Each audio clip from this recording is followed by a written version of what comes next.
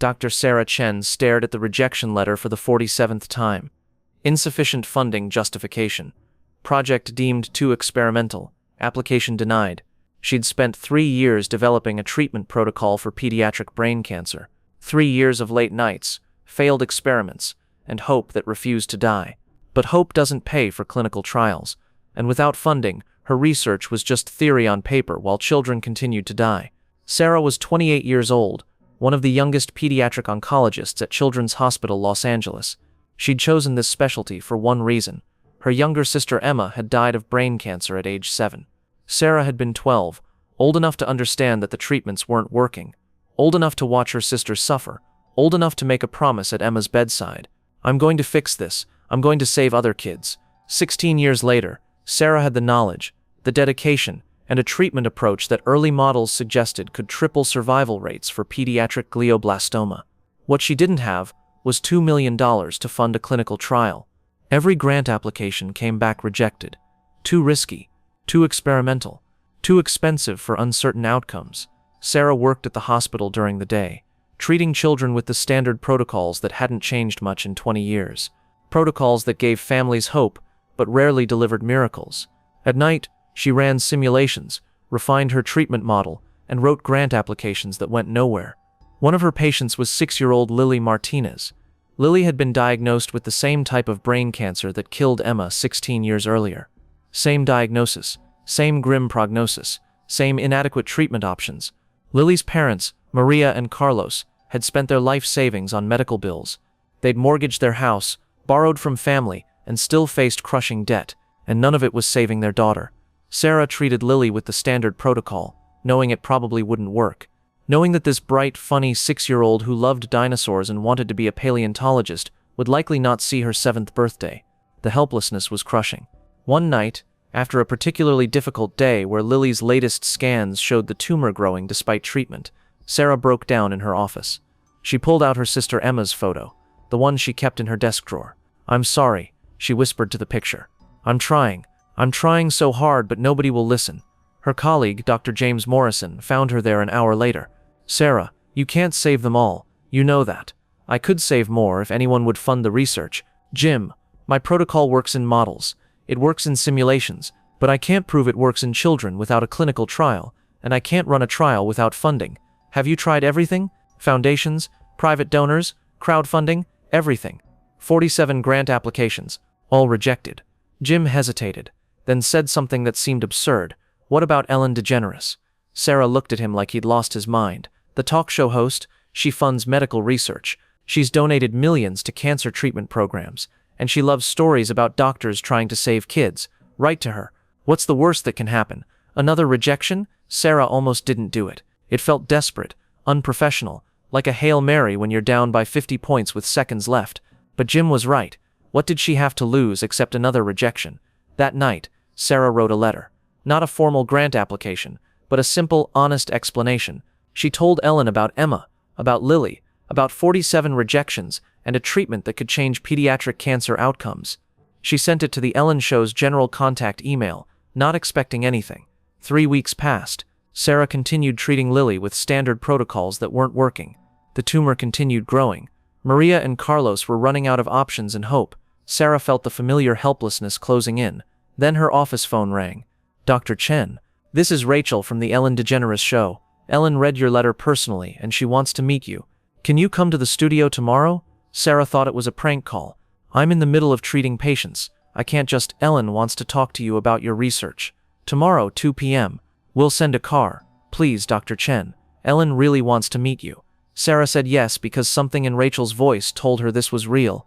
The next afternoon, Sarah stood backstage at the Ellen DeGeneres show in her white lab coat over scrubs, completely out of place among the entertainment industry professionals. She'd come straight from the hospital, no time to change, no idea what to expect. Rachel, the production assistant, approached with a kind smile. "Dr. Chen, Ellen is finishing a segment. She'll call you on stage in about 5 minutes. Just be yourself. Call me on stage. I thought this was a private meeting about funding." Rachel's smile was mysterious. "Ellen wants to talk to you about your work. Trust the process."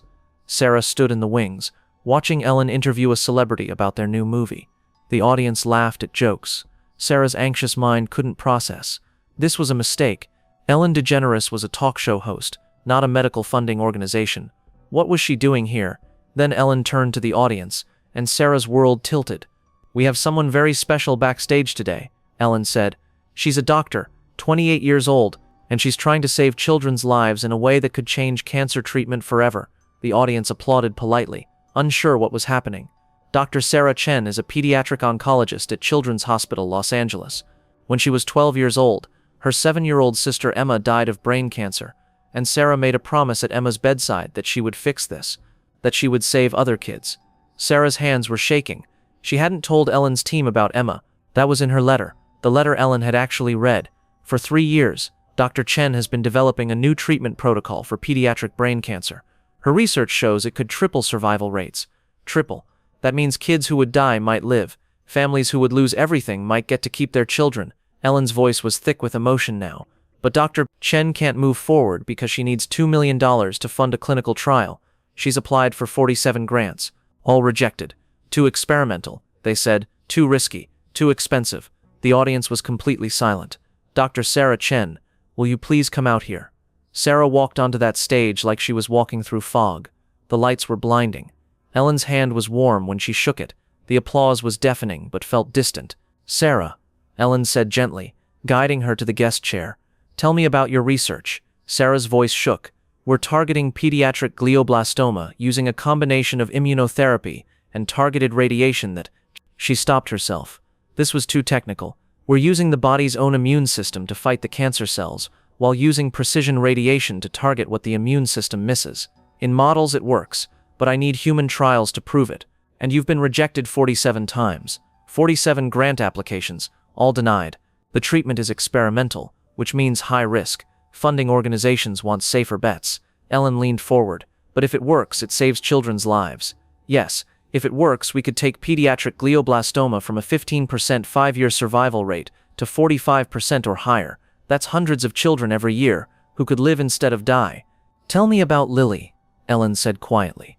Sarah's composure cracked. "Lily Martinez is 6 years old.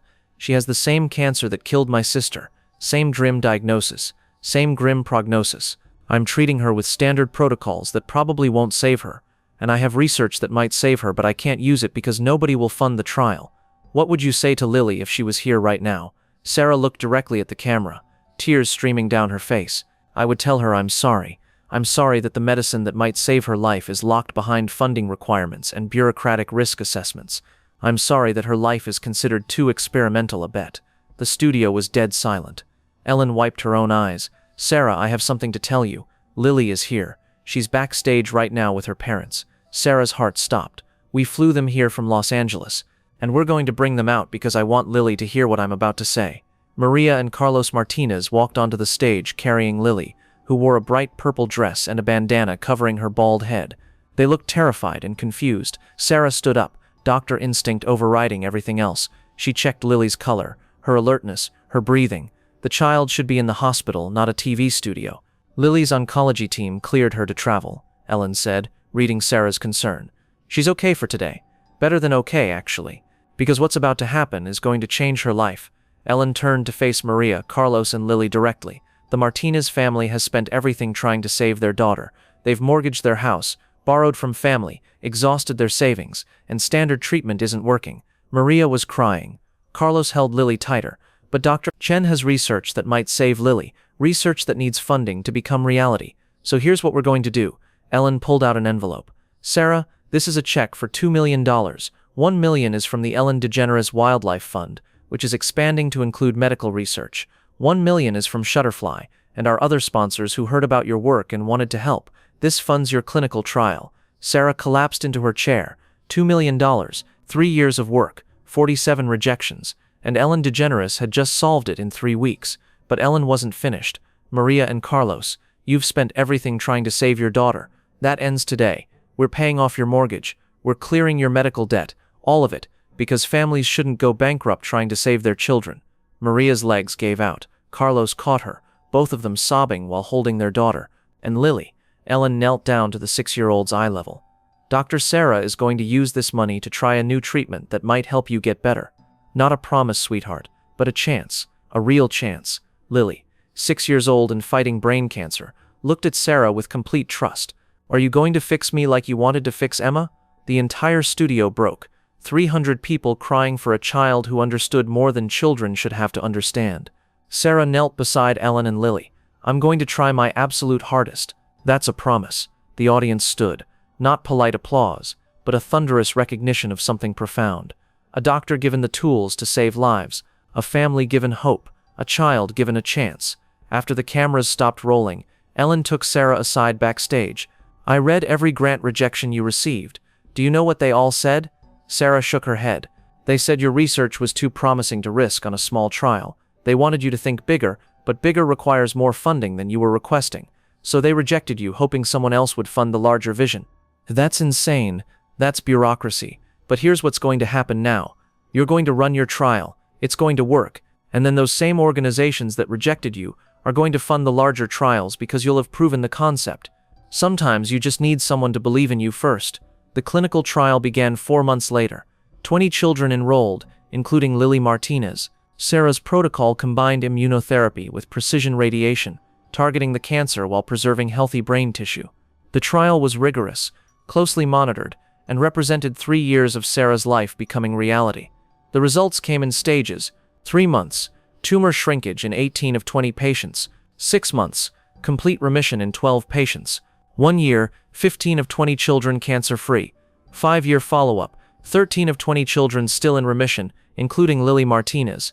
Lily's tumor disappeared completely. The cancer that kills most children with glioblastoma was gone. She didn't just survive, she thrived. At age 7, she started 2nd grade on time. At age 8, she joined the soccer team. At age 9, she was cancer-free for 3 years, and still wanted to be a paleontologist.